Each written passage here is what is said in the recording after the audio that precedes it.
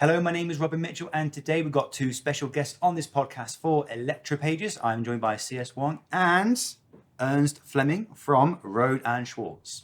And today they're going to show us a pretty cool oscilloscope and the functions it can do. And before you ask, the chances are you can't afford it, so don't try and steal one. Now, could you please introduce yourselves, what it is you guys do, and your position in the companies, and what you like doing in your free time? Okay, so my name is Ernest Fleming. I'm heading the oscilloscope product management in Rohde and Schwarz. I'm based in Munich. So talking about all the different product management responsibilities, so I'm happy and really excited to launch that product these days. What I like and enjoy to do in my free time is that, like, south of Munich are the mountains, the Alps. Ooh. And this is an excellent spot to do climbing, hiking, skiing, whatever you like, full year round. And this Real is outdoors what I'm man. really, this is what I'm really excited to do in my spare time. Hi, I'm CS. I'm from Singapore. I am a product manager that is under Ernst. So we are in the same team, and then basically I'm working on the as the product manager for the MX05. So this is the product that I'm taking care of. So this is one of the things that I do. On my free time, I mean, Singapore is a very small country. I don't get to go to the Alps or anything. So mostly I'm playing games at home. So this is what I do in Gamer? my free time. Yeah. What's your favorite game? I'm currently playing Assassin's Creed. It's Very old nice. stuff, but Very then nice. I just, as a leisure. I'm a Skyrim person myself, so I prefer more RPGs. Now, I would like to correct one thing I said early on in the introduction, because actually when you see the number of features and functions that this thing has, which we'll go into later, its price point is actually fantastic. And I think it would be fair to say that on the market, I would say, for bang for buck, it's probably hard to get anything like this. So I think the first thing I'd like to do is ask you, tell us about this oscilloscope and a few of its specs. This is typically a question. Yes, engineer guy, engineer. Tell us. This is my product, of course, I want to introduce to everybody. Your baby. So one of the most impressive stuff is how fast this oscilloscope is. Yes. It has a 4.5 million waveform acquisition rate. So meaning that in 1 second, it can capture 4.5 million waveform that quickly. Yeah. And the key thing is it can do this across multiple channels. And this is something that is not seen in other scopes that's out there. So with the fast acquisition rate, what we try to do, like to put it into context, every scope, when it captures a waveform, it do a little bit of processing. So when it's happening like that, that's what we call a blind time. So it captures a waveform, you'll be blind for a moment, then the next waveform. So the real-time capture rate of a scope is usually about 1% of the real-time waveform. Right. So what happened with the 4.5 million, you're actually capturing up to 99% of the waveform. It's almost no blind time. So this is how fast the MX05 is. Yeah. Let that one Maybe- sink in for a second, because that's pretty impressive. Carry on. Maybe an additional sentence about where's the benefit here, what are typical applications this is useful at, because you might think, okay, my scope will do my job that I have today. But think about, like, simple applications, rare errors on a bus. You see those just immediately, because you capture every single rare signal. You don't even need to do specific triggering. You just see it on the screen. And you don't miss rare signals. Same application when you look into EMI debugging. Rare signals are very typical in EMI debugging. You immediately see that. And of course, the big benefit here of the technology blocks is that this high update rate is not like, it is still active in more complex measurement scenarios. So you can get like fast statistics. So typically in a product validation, you want to see like 1 million waveforms, and if they are properly done or not. If they're doing well, then like 1 million waveforms is like done in less than a second, and not in minutes or hours, where your DOT needs to be stable. So I just want to clarify one thing. When I think about oscilloscopes, I tend to think of gigabits per second, gigasamples per second, sorry. And a waveform could be a number of those samples. So when you say 4.5 million waveforms per second, you don't mean 4.5 gigasamples per second. Sorry, you're talking a complete waveform, 4.5 million times a second. Yes. Is that across all 8 channels simultaneously?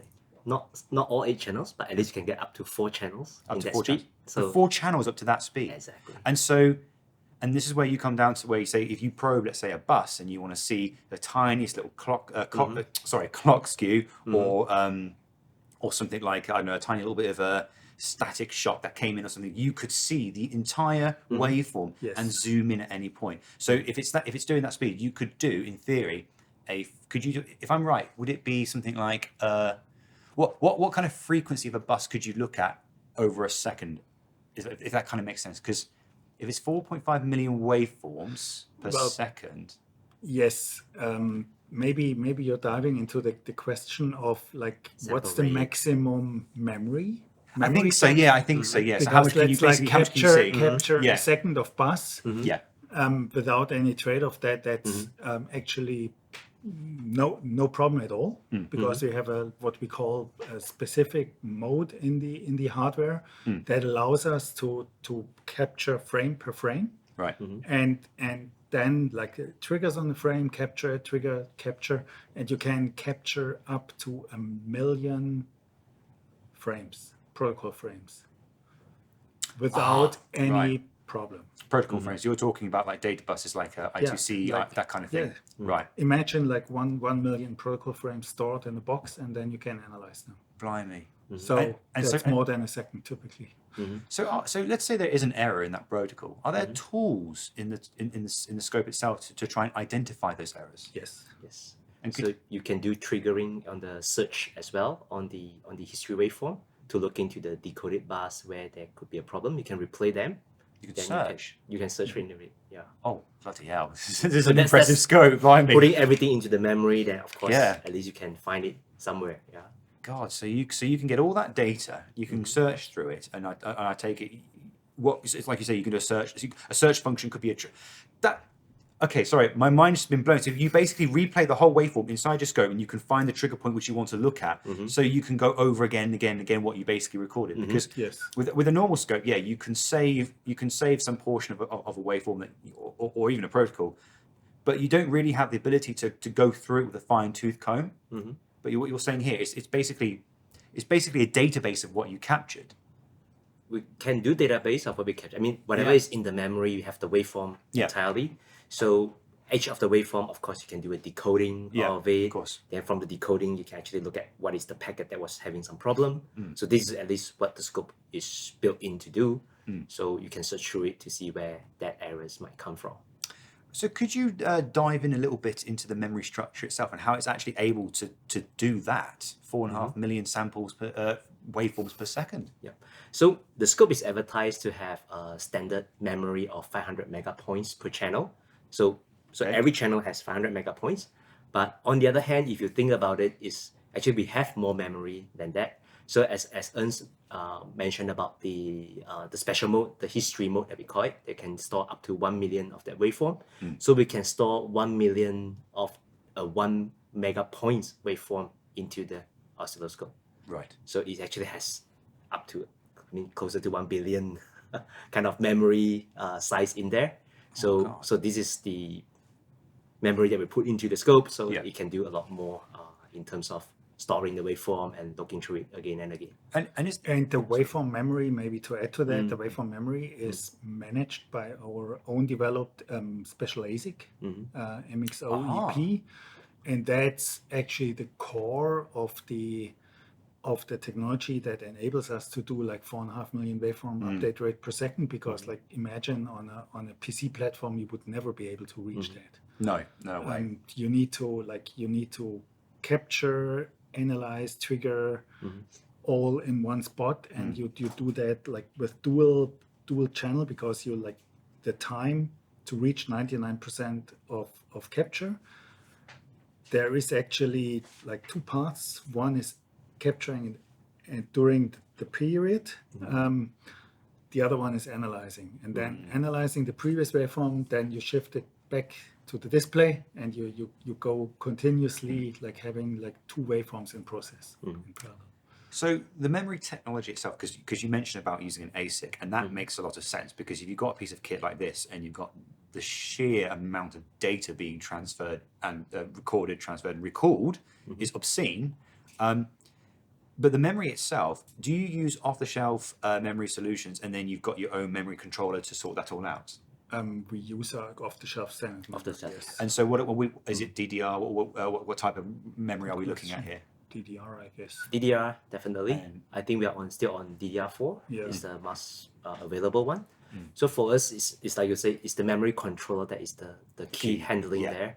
So the MX05 ASIC that we built in has able to process up to 400 gigabit per second. So that, imagine if you are capturing 8 channels and each sample has a 12-bit resolution in there. So yeah, imagine every point in time, it's not just a 8-bit kind of data, That but is it's a 12-bit. Ridiculous. And when we do it in the post-processing part, which we actually enhance up to 18-bit, it's possible. So there is a lot of memory requirement. Sorry, you go from 12-bit to 18-bit. So that's a HD function that we can actually enhance the resolution by sacrificing the bandwidth. I do a see. post-processing. Yes, Yeah. yes, I see. Okay, yeah. So it's a filter. It's a Filter filter. algorithm that's Yeah. now. Now, what I'm more curious about is, what applications would this be useful for an engineer? Where would you expect to see this be used?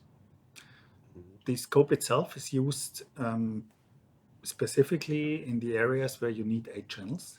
Yeah. 8-channel oscilloscope. So 8 channels, typical application is in like electric vehicle development or during renewable power converter development.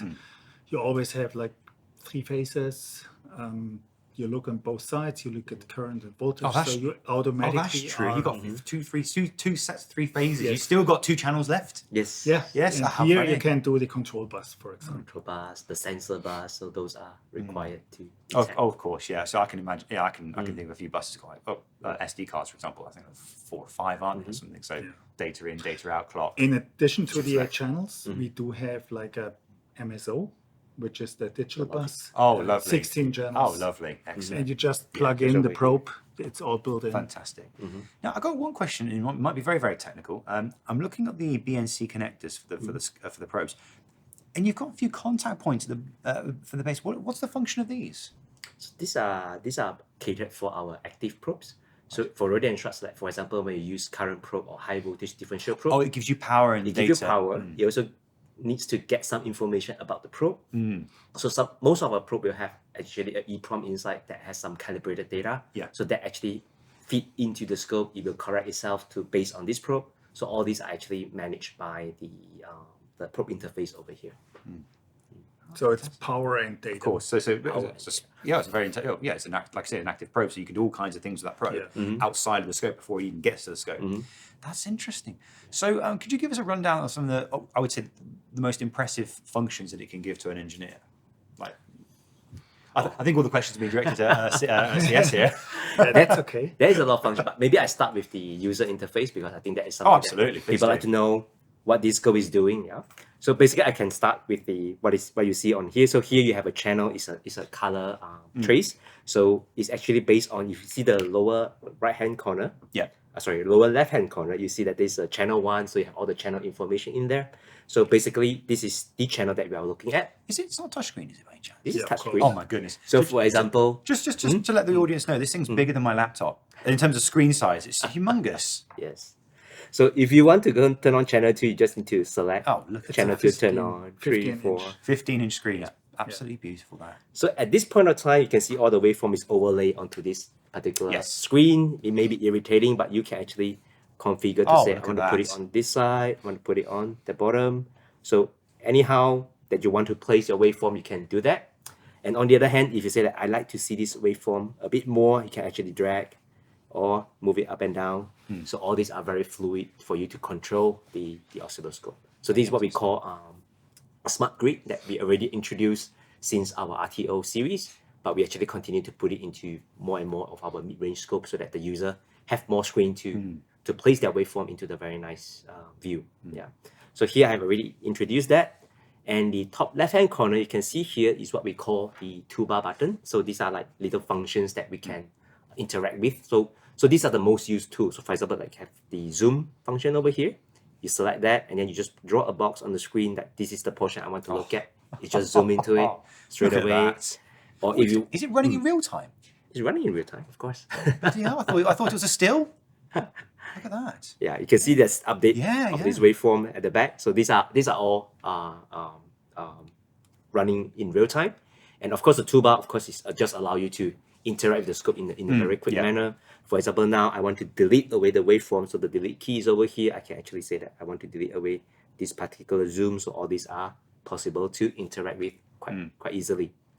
But of course, you say like, oh, looks like a very limited amount of tool set is available. But if you go into the configuration tool, we actually have much more tool that's So you can available. configure the scope to have your own set of tools as you need them. Exactly. Oh, bloody hell. And what is even more interesting, for example, if I remove the delete key, I want to put edit spectrum over here.